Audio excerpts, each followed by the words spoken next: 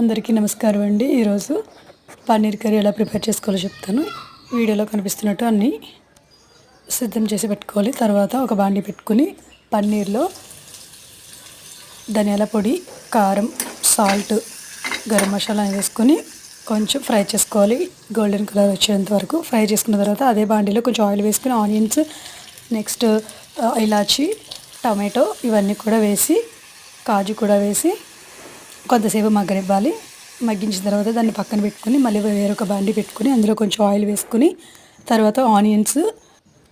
తర్వాత బాండి పెట్టుకుని ఆనియన్స్ వేసుకుని అందులో కాజు వేసుకొని ఫ్రై చేసుకుందాం. ఈలోపు మిక్సీ పట్టుకోవడానికి ఇందాక మనం మగ్గించి పక్కన పెట్టుకున్నటువంటి దాన్ని మిక్సీ జార్లో వేసుకుని పేస్ట్ చేసుకుని మళ్ళీ ఆనియన్స్ ఫ్రై చేస్తున్నాగా అందులో వేసి లైట్గా కారం, సాల్ట్ వేసి కలుపుకోవాలి. బాగా ఫ్రై చేసుకోవాలి మూత పెట్టుకుని. తర్వాత వాటర్ పోసుకోవాలి. తర్వాత ఫైనల్గా కొంచెం కొత్తిమీర చల్లి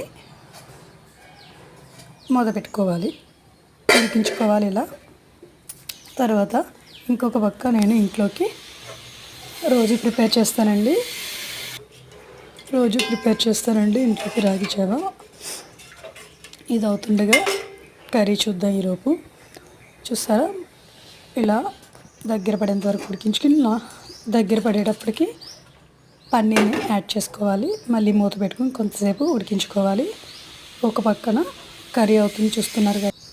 రాగి జావ కూడా దగ్గర పడుతుంది. దీన్ని పక్కన పెట్టేసి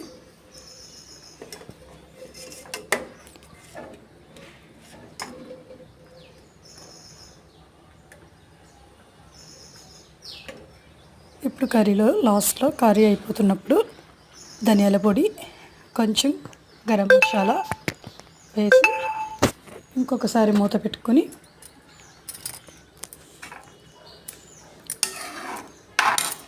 తీసేసుకో. ఫైనల్గా పన్నీర్ కర్రీ